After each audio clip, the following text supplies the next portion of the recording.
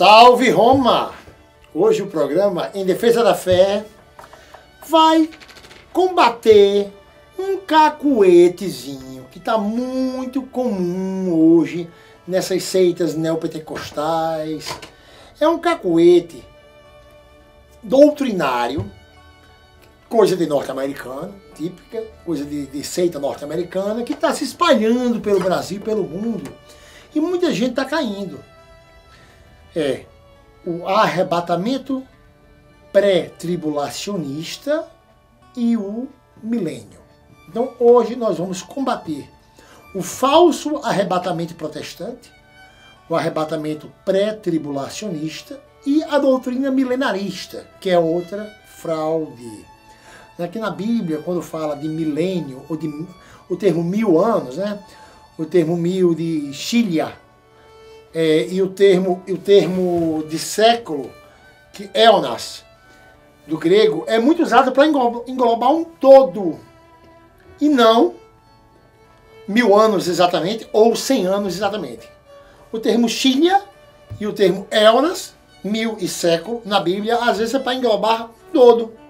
Por exemplo, 1000 anos é um dia para Deus, ou o Salmo 91, o Salmo 90, da versão grega, que diz 1000 cairão à sua direita. Não quer dizer que exatamente 1000 pessoas vão cair à direita do justo.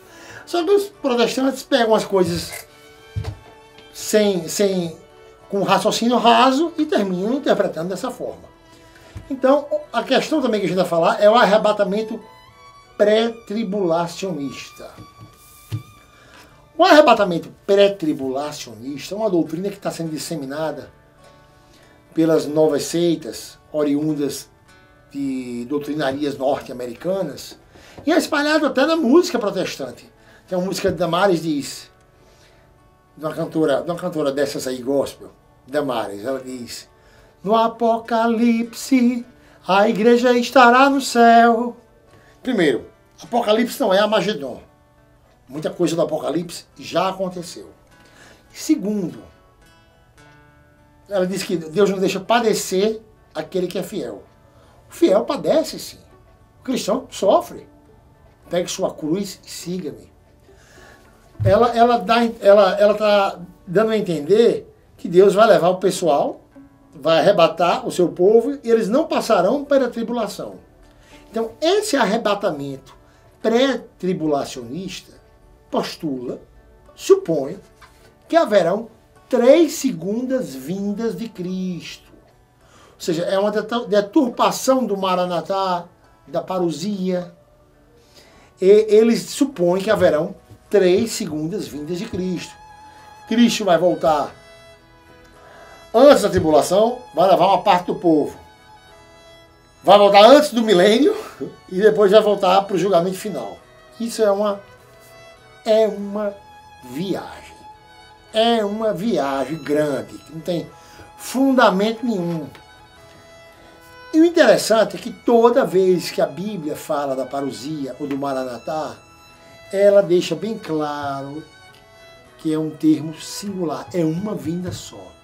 Sempre ela se refere à sua vinda, o dia da vinda, ou naquele dia, e não naqueles dias.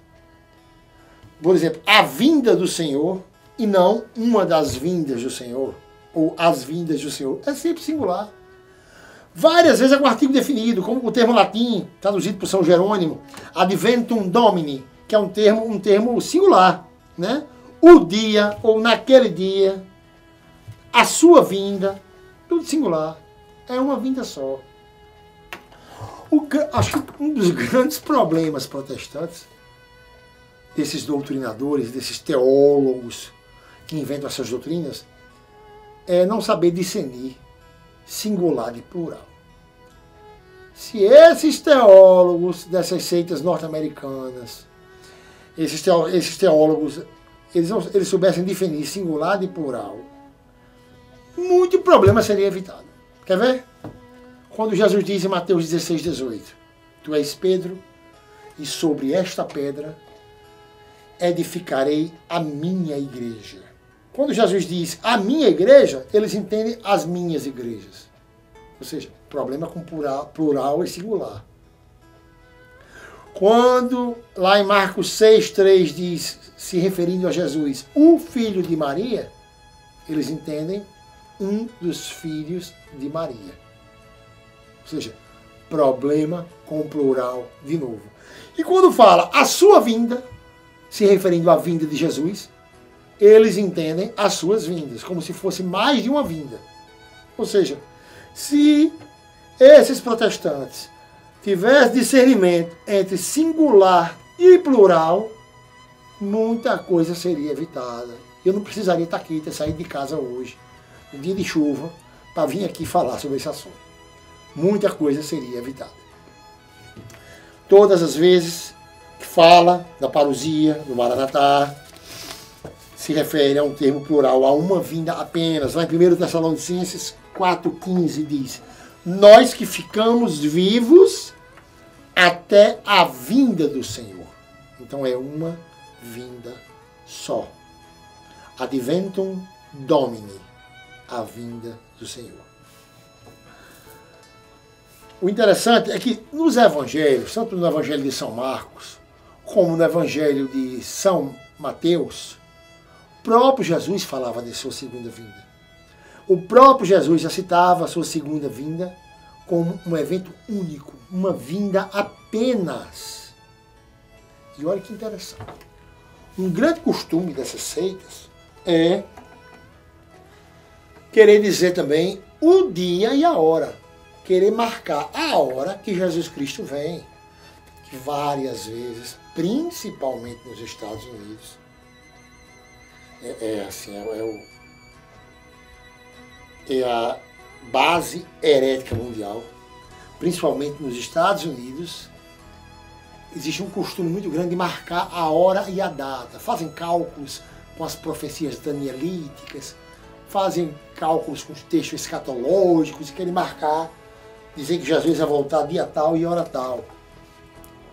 Como fizeram há muito tempo atrás, 1843, depois disseram que ia ser em 1844, Jesus não veio. E não sei se vocês se lembram, num tempo desse, umas profecias seculares aí, dizendo se foi Nostradamus, ou foi um calendário desse aí, Maia, que estava dizendo que, Jesus, que o fim do mundo seria em 2012. Eu me lembro que nessa época eu tinha um projeto de missões com dependentes químicos lá na Zona Norte. E estava acabando o ano de 2011. Eu tinha há poucos anos se convertido ao catolicismo. E eu tinha esse projeto lá. Todo sábado eu ia fazer uma catequese com os dependentes químicos.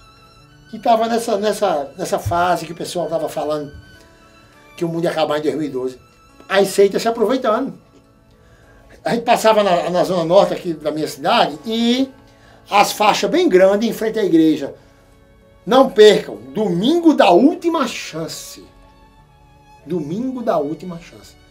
Ou seja, assustando o povo que o mundo ia acabar. Entendeu? Para pedir dinheiro, para pedir as coisas, entendeu? Então, o dia e a hora do fim do mundo, a hora da volta de Cristo para seu julgamento final, para a instituição do Reino Celeste, ninguém sabe. Lá em Marcos 13:32, que é o mesmo texto usado em Mateus 24:36, Jesus diz, quanto ao dia e a hora, ninguém os conhece, nem os anjos do céu, nem o Filho, mas somente o Pai. Então, só o Pai sabe a hora. Ele diz que nem o Filho. Né? Em Mateus 24:42, lá na frente, ele diz, não sabeis o dia em que chegará o vosso Senhor. Então, outra marca dessa seita é você querer assustar, né? Dizer, o fim está próximo, Jesus está voltando agora, né? Se preparem. Lógico, a gente tem que estar sempre pronto, porque ninguém sabe a hora. Pode ser daqui a milhares de anos, pode ser amanhã, pode ser agora. Ninguém sabe a hora. Então a nossa vida de santificação deve ser constante. Infelizmente as pessoas estão muito voltadas para eventinhos, para retirozinho. É por isso que muita gente não vê Cristo num famélico necessitado que dorme nas calçadas de suas redondezas. Porque as pessoas acham que encontram Deus em retirozinhos, festinhas, showzinhos, gospel. Aí não vive a piedade verdadeira que os santos viveram, que os apóstolos de Cristo viveram, que os mártires de Nossa Senhora viveram, como Nossa Senhora Regina Martyrum, Regina Apostolorum, Regina Pauperum, os títulos de Nossa Senhora por ser rainha de todo esse povo que viveu a santificação.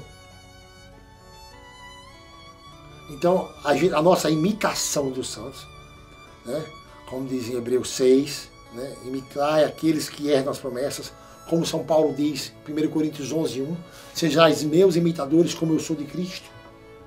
A imitação da santificação na vida dos santos é necessária porque a hora da volta do Senhor ninguém sabe.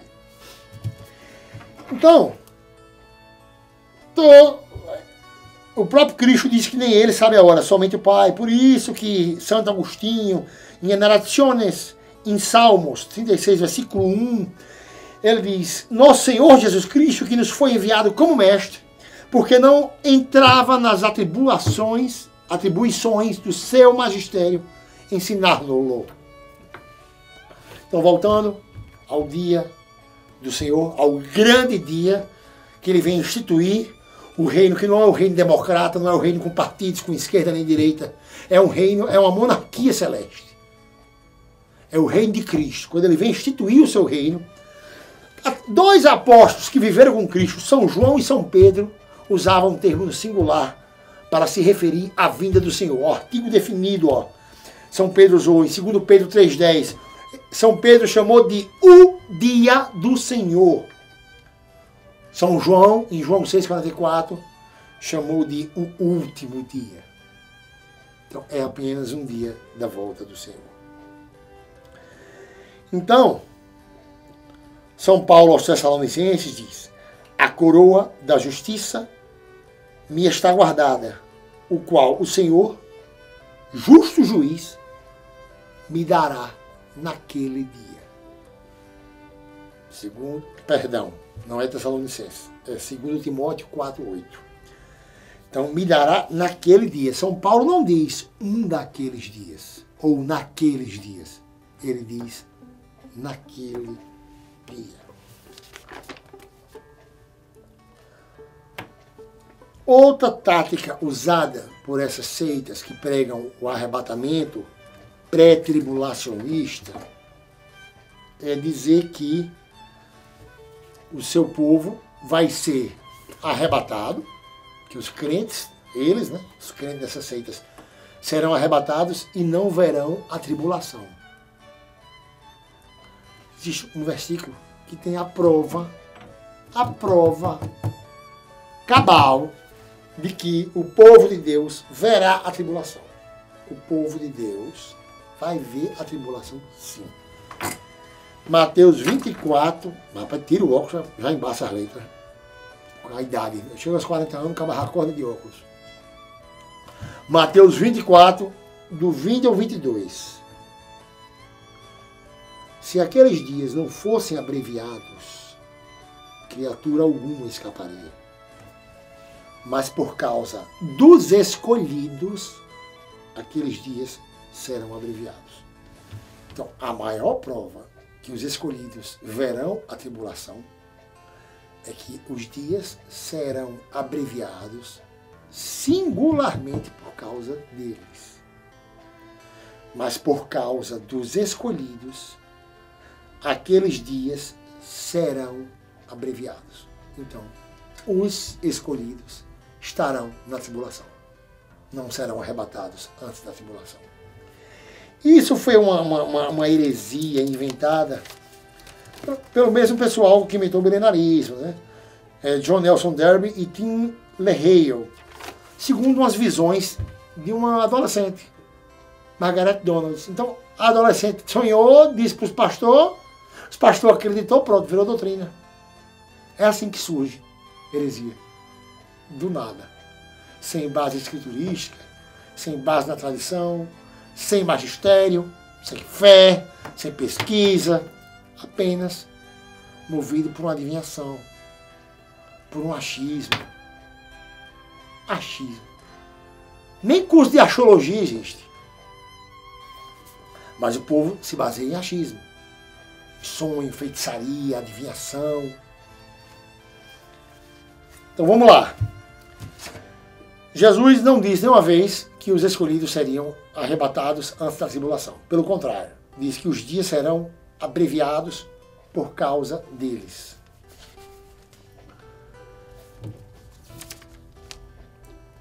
Em Lucas 21, do 26 ao 28, diz: quando começarem a acontecer estas coisas, reanimai-vos e levantai as vossas cabeças, porque se aproxima a vossa libertação. Ele até consola os escolhidos. É tão real que os escolhidos passarão pela tribulação, como na tribulação de Jerusalém. Muitos passaram pela tribulação. Flávio José, o historiador do primeiro século, narra os fatos ocorridos na era primitiva, a tribulação que houve em Jerusalém.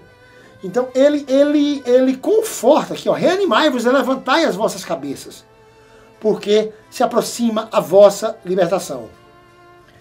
Então essa vinda de Jesus única é a vinda do julgamento final. Só existe essa vinda.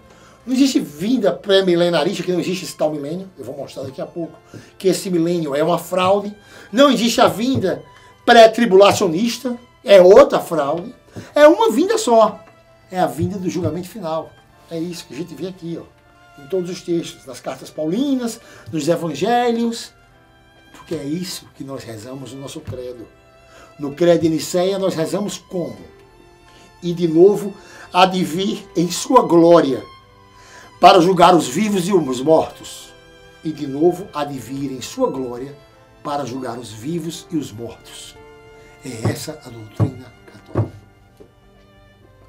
Não sei o nome, mas teve até um escritor católico que lançou para uma editora católica um livro pregando pré-tribulacionismo. Quem achar o nome, me mande por mensagem pessoal, me ache nas redes sociais e me mande. Tem um livro de uma editora católica, escritor supostamente católico, defendendo a heresia pré-tribulacionista, indo contra o nosso credo, que fala de uma vinda apenas, o Adventum Domini. Esse povo que prega essas três voltas de Cristo, eles usam muito o versículo de Lucas 17. Olha que malícia. Olha que malícia, que munganga eles fazem com o versículo para poder adaptar a sua doutrina. Lucas 17, do 34 ao 35, diz: eu vos digo, nesta noite estarão dois numa cama. Um será arrebatado, o outro deixado. Haverá duas mulheres moendo juntas, uma será arrebatada e a outra deixada. Eles recortam só essa parte do capítulo para dar esse entendimento. Se um é arrebatado e o outro deixado, é porque é o arrebatamento antes da tribulação. E Jesus vai voltar para pegar esse outro. Sendo que aqui já fala do juízo final. Um é arrebatado e o outro que é deixado já vai para a condenação eterna. Quer ver? É só ler um pouquinho antes do versículo que a gente vê a prova cabal. E aqui se refere ao último dia, ao Adventum Domini. Eu li do 34 ao 35. Vamos voltar um pouquinho e ler desde o 28 ao 30, para ver que se refere ao juízo final, quando um será salvo e o outro condenado. Não é nada de arrebatamento pré-tribulacionista. Ó, também do mesmo modo, como aconteceu nos dias de Ló, os homens festejavam, compravam e vendiam, plantavam e edificavam. No dia em que Ló saiu de Sodoma, choveu fogo e enxofre do céu que exterminou todos eles. Olha, eles fazem uma comparação ao dia de Ló, que teve fim ali. Os que ficaram, houve um fim. Então ele faz uma analogia usando o termo enxofre, fogo e enxofre. Analogia à condenação. Choveu fogo e enxofre do céu, que exterminou todos eles. Assim será no dia em que se manifestar o Filho do Homem. Então, essa analogia feita com os dias de Ló mostra que se refere a uma condenação. E não que esse povo que ficou vai ser arrebatado numa segunda vinda de Cristo. De forma nenhuma. Senão não diria exterminou todos eles. Esses vão para o fogo eterno, onde haverá choro e ranger de dentes. É como Jesus diz, em Mateus 8, 10 ao 12. O fogo descerão as trevas exteriores, onde haverá fogo e ranger de dentes. Então, além de não tratar de pré-tribulacionismo, mostra que os que ficaram não vão esperar uma segunda volta, não vão ter mais chance.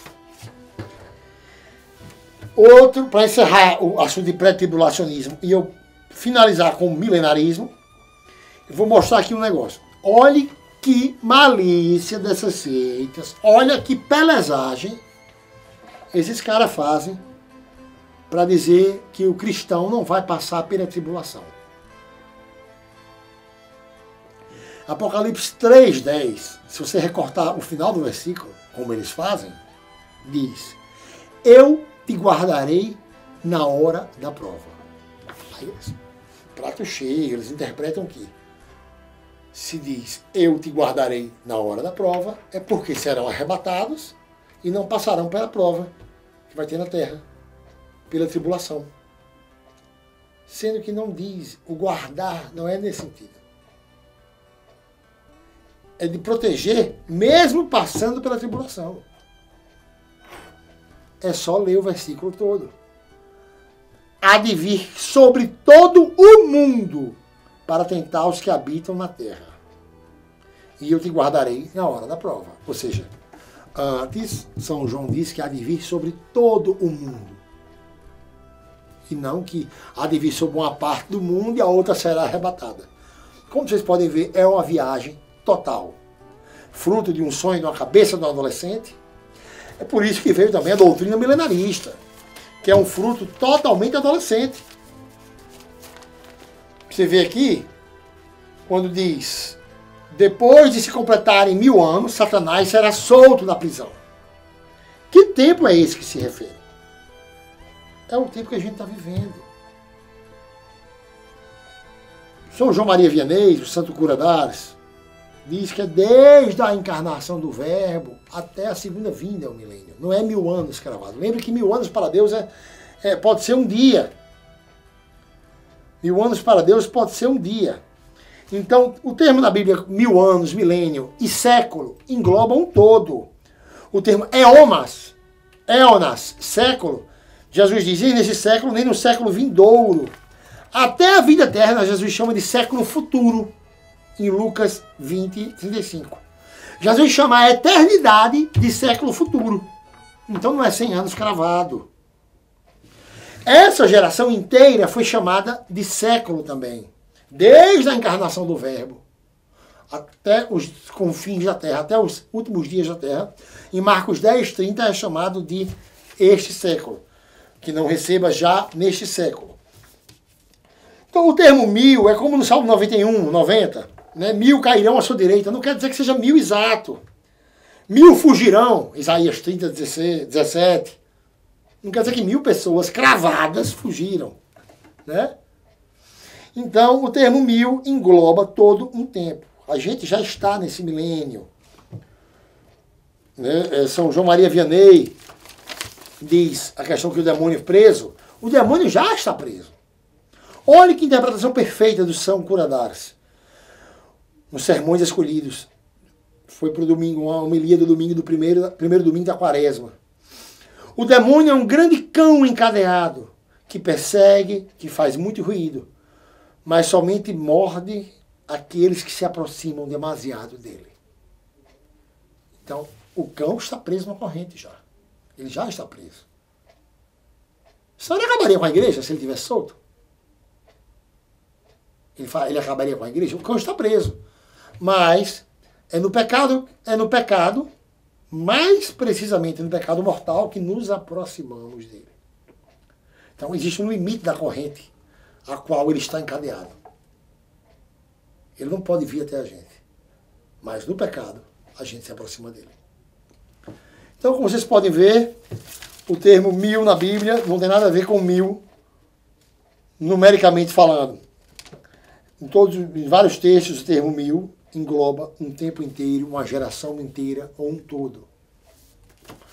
Pessoal, o livro Um Filho em Defesa da Mãe e o livro Salve Roma, a Igreja que Deus Fundou, vocês encontram no www.martiria.com.br. O livro Um Filho em Defesa da Mãe é um livro sobre Mariologia que prova biblicamente todas as verdades que a Igreja diz sobre Nossa Senhora e refuta todos os ataques protestantes a Nossa Senhora. E o livro Salve Roma, a Igreja que Deus Fundou, é um livro sobre eclesiologia.